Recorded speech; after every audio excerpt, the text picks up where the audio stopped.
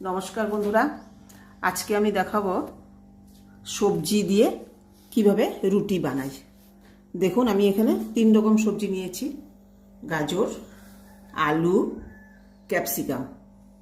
এই 3 রকম সবজি দিয়ে তার সঙ্গে আটা, চালের গুঁড়া মিক্সড করে আমি রুটি বানাবো। এখন এর মধ্যে দিয়েছি আটা, আলু, গাজর, ক্যাপসিকাম, 2 চামচ চালের গুঁড়ো এবং সঙ্গে একটু চিনি, সামান্য নুন। এই দিয়ে আমি এগুলোকে মিক্সড করে নিব।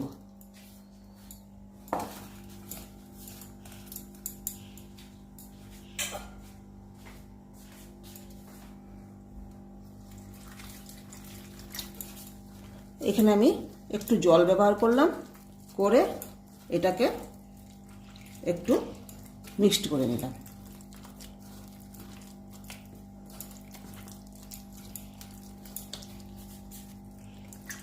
এই দেখুন,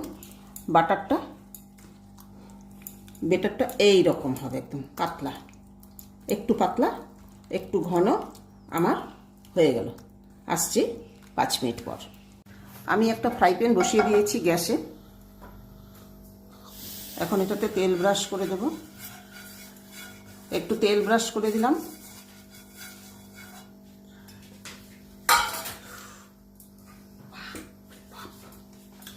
এখন আমি এই বাটার দিয়ে দিলাম।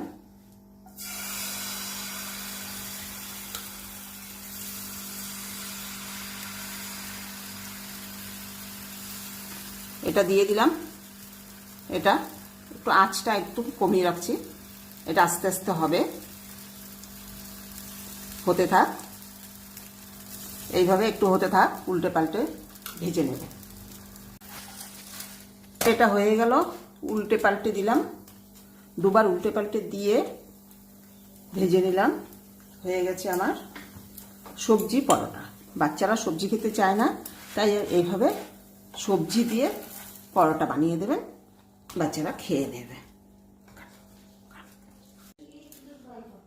যে ভেজে নিয়ে আসলাম সবজি পরোটা হয়ে গেল। আপনাদের যদি রেসিপিটা ভালো লাগে একটা লাইক করবেন, চ্যানেলটাকে সাবস্ক্রাইব করবেন।